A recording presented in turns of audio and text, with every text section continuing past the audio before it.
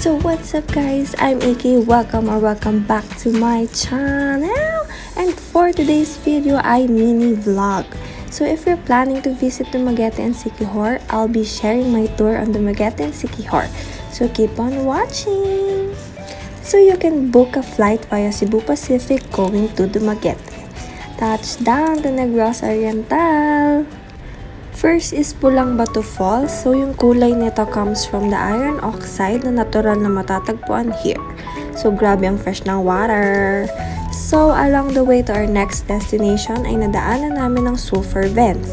So natural na lagusan ito ng mainit na gas at singaw from ilalim ng lupa. So ayan, nakikita niyo, usok talaga siya guys.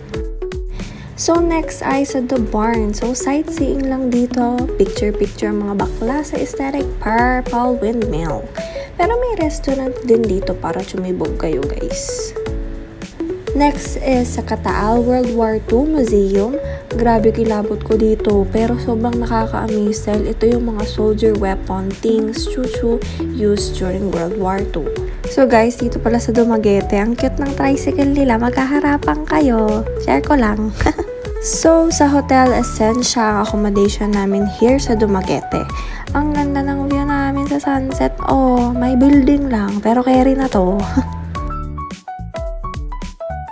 So, pumunta rin kami sa Negros Oriental Provincial Capital and National Museum of the Philippines, Dumaguete, Negros Oriental. So guys, good morning! Charis, pupunta naman tayo ngayon sa Siquijor. So punta lang kayo sa port ng Dumaguete going to Siquijor. Kita nyo, grabe ang alog-alog, diba? Suka malalabe. Ito nga palang itsura sa loob ng Ocean Jet. Kapit lang guys. Guys, so to ang chismis. Port pa lang ng Siquijor. Grabe, ang ganda ng water. It's giving Moana vibes. Pero ako si Maui. So ayan, welcome to Siquijor. First, ang pinuntahan namin ay Pitogo Cliff. Buwis buhay picture te, pang Instagram lang, go! Pero worth it, ang ganda sobra. Oh, tinan nyo, pak! Next naman ay ang Enchanted Balete Tree Fish Spa. Dahil nakikiliti talaga kami sa mga islang ito. Imbis na matanggal ang mga kalyo, wala, nag-multiply pa lalo. Charis! May souvenir shop at kainan rin dito guys. Next naman ay sa Hapitanan, ang fresh ng view. Picture lang here kung gusto mo namang lumipad like a witch, te. Ito na, try mo na magpa-picture dito sa broom challenge nila. Next is the Lasik Church and Convent. Hello mga bata! Next, ito yung favorite ko, ang Kabughay Falls. Grabe, napaka-majestic ng lugar na to. So you must try mag-jump dyan, labas ang tapang sis. Wow! Ayan o. Oh. So, ayan yung mga pictures namin. Oh, ang ganda, diba? So, next naman, sa Salagdoong Beach.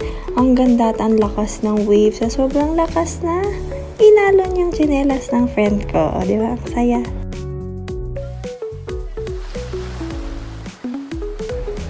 O, eto ang picture natin. Talikod pa. O, may pa-backless tayo, te.